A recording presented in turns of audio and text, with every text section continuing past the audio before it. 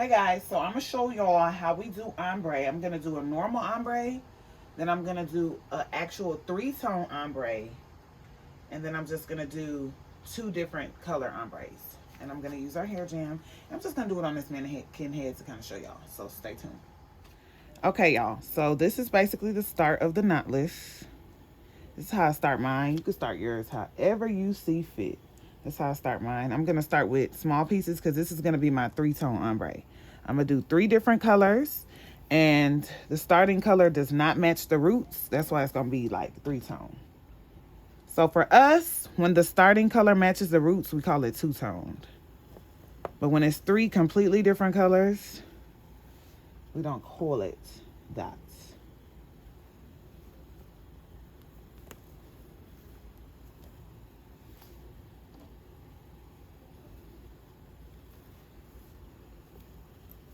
So same concept as though you're doing a normal client.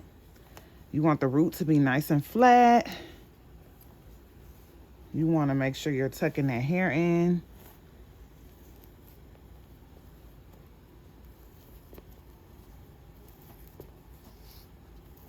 So yeah, now I'm to a part where I could tuck. I'm gonna add one more piece just so it's thick enough so I can actually tuck the client's hair in the braid. Because that's how we want. So I'm going to add another color. Oh, I probably could add another piece just to kind of tuck that, but it's fine. You guys know the vibes. So this is going to be the 3-tone, the actual 3-tone. So I'm going to start adding that second color because I do want this particular color to blend in with that second color for a little bit. So I'm going to add it right now because this braid's getting thin. So this is my next color. I'm going to just add it in there. Boom, boom. I'm going to add it consecutively so that it can fill in the braid and it can overpower this burgundy. But you do want a little bit of it to blend through before it just completely turns to that second color.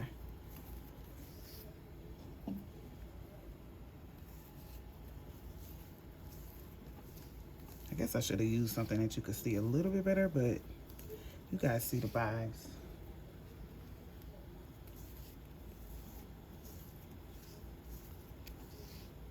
Okay, you see how that burgundy's disappearing, but right through here, you can see that you see the burgundy a little bit, so it kind of like fades off a little bit.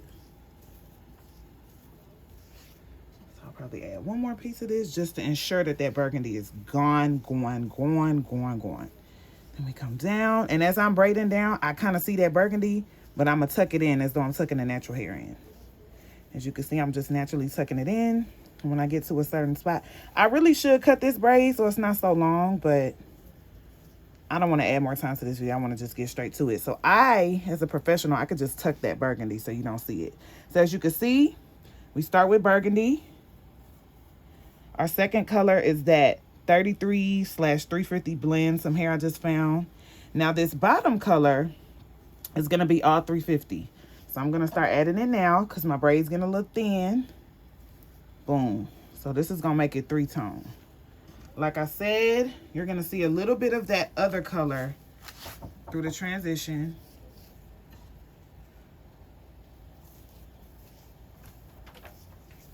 But as I come down... It's me, girl. Where you want me to sit? Sorry, we doing a video, but it's fine. You could just put it down there. Okay, girl. So, as I'm coming down, it's eventually just going to be all 350. So, sorry, kind of scoot the video back some so they can see. It's having a hard time focusing. It's okay. Boom. So, now you can see right here, it just kind of transitioned. So, you come down, and as you come down now, my ends are strictly color 350. So this will be a 3-tone braid because like I said, the roots are completely different from the client's natural hair. So that's one color. Then we have the middle color is like color 33 and 350 blended. And then I just threw some 350 on the end. I ain't braiding all of this, but y'all know the vibes.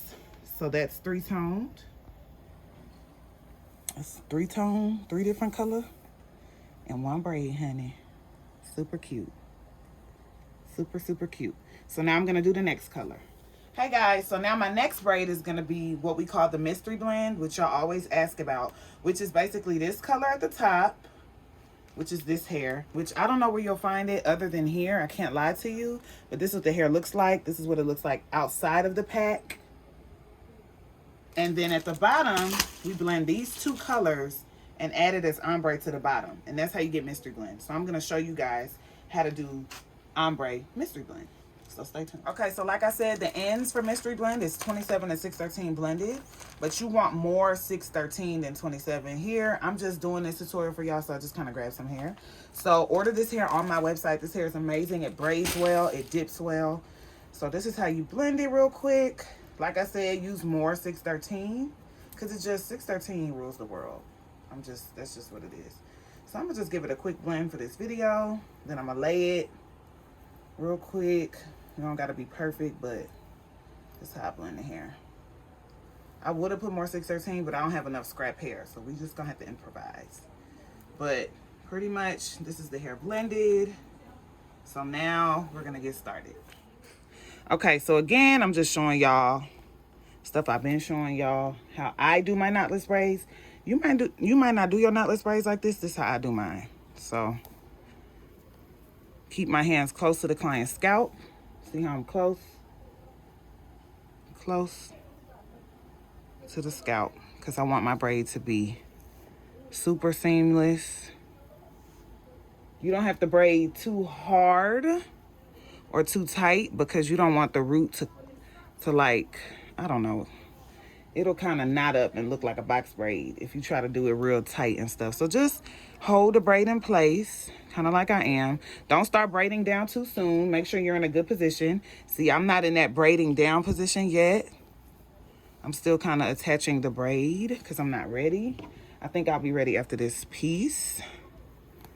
Okay, I think I'm ready. So now I'm gonna start braiding down. I have everything in control. Now I can start braiding down. I'll add one more piece because I do want to tuck my client's hair in the braid. Let me add one more piece.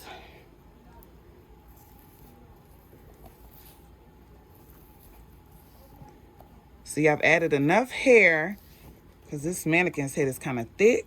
So I want to be able to tuck hair. Always think of tucking your client's hair because their braids last longer. Even when they're old, their hair won't pop out the braid because it's tucked into the braid. So as you can see, I'm tucking the hair, super neat and seamless. See this, the client's hair? I'm gonna just umbrella it behind that braiding hair. Just umbrella it behind that braiding hair. And once you get that hair tucked real good, it's not really gonna give you no stress. So mystery blend, you just kind of bring it down, bring it down. I'm gonna just keep braiding down. Keep coming down.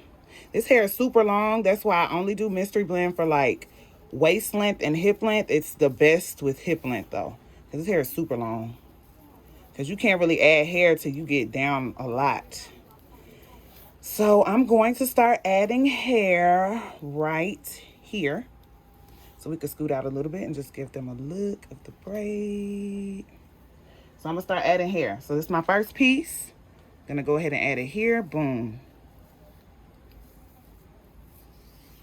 And the next piece, boom. Bring it down some. Now this is gonna blend a little bit before it becomes like solid ombre. And that's okay because that's the look, that's the mystery blend. That's just how it looks. So I'm gonna bring it down some. As I'm braiding it down, I do wanna tuck that mystery blend, that initial hair that I used in, so you guys could just see the 27 and 613. I'll add another piece. So now you mostly just really see that 27 and 613. Because I've added enough hair to where I can tuck that brownish undertone that I attached the braid with. So it could be a real ombre. So you just keep coming down, keep tucking that hair behind there, keep coming down, keep coming down. And boom, this is your ombre. Now, sometimes, like right here, I probably could have added that ombre higher up because it's a little skinny right here. But I guarantee you, once you dip this braid, you're not even going to be able to tell. And sometimes the rules with ombre, that happens sometimes. As long as you add that hair in seamlessly and neatly, you could barely tell. Look at that. Looks really good. This looks really good. So, 3-tone ombre and then normal ombre with just 2 colors. Looks good, looks good. I like it. Okay, so let me do one more braid for y'all. Okay, so for this last braid that I'm gonna do, I really just wanted to show y'all the difference between like 3-tone and 2-tone and stuff. So basically, like I said, when I do ombre, when I just call something ombre, that just means I'm using 2 colors, one for the top, one for the bottom. That's traditional ombre. It don't matter what the colors are. When I do 3-toned, it's 3-toned when the roots are like not a natural color. Like if your roots are not red and you get red in the here, and then a different color here, and then a different color here, I call that 3-tone. But if I'm using black for the roots and I'm putting 2 colors on the bottom, that's 2-tone for me. That's how I communicate with my team, and that's how we do it here. So please be mindful, you know, when you're referring to ombre here. That's how we do our structure here. So I did want to show you guys something with black roots, but I thought this would be cuter.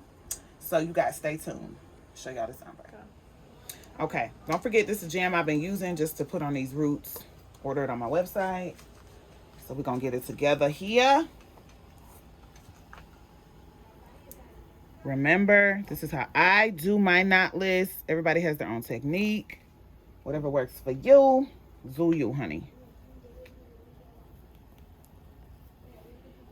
You don't have to do them too hard or tight. Just make sure everything's in place and that you're holding everything. You see how my middle finger is blocking that hair from sliding or moving around. That's how you keep your roots flat. If you see that your roots are lifting or they're not flat or anything like that, then you should definitely figure out what your hands are doing. Your hands are not holding anything in place if your braid is sliding around. So if you have that issue with the roots not looking completely knotless, then yeah. I'm gonna add 2 more pieces of blue just because this is blue and I really want to make sure that my client's hair is tucked in real good. That hair tucking part, I know that's tricky, but as you get better, you'll figure it out. So now I have enough hair in this braid to tuck my client's natural hair so you don't see too much of their black, which is what clients like. That's what they like to pay for. Because, you know, when you get a different color, you want to fool people, you know? You want to make them think that you done dyed your hair blue. So I'm just trying to make sure that I get it real good. Ooh.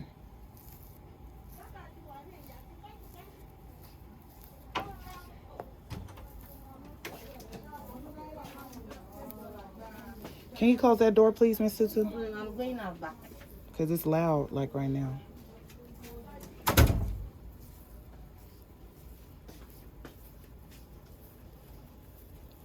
Okay, so I'm gonna start adding for my ombre right here because this braid's getting skinny and I'm just doing this for y'all. Boom, so I add my piece. Now I'm gonna add my pieces like consecutively because I wanna fill in this braid with this hair so that you just have a small area where it's blue and that color.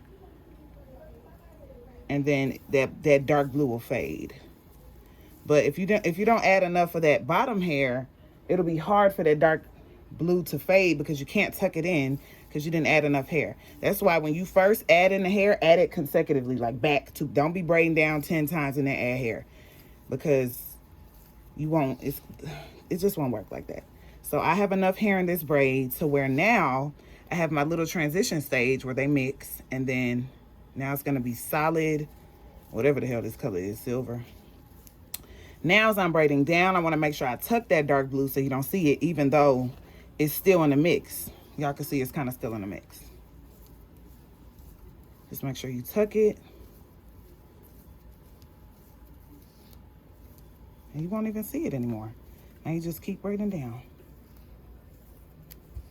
So there you go. That is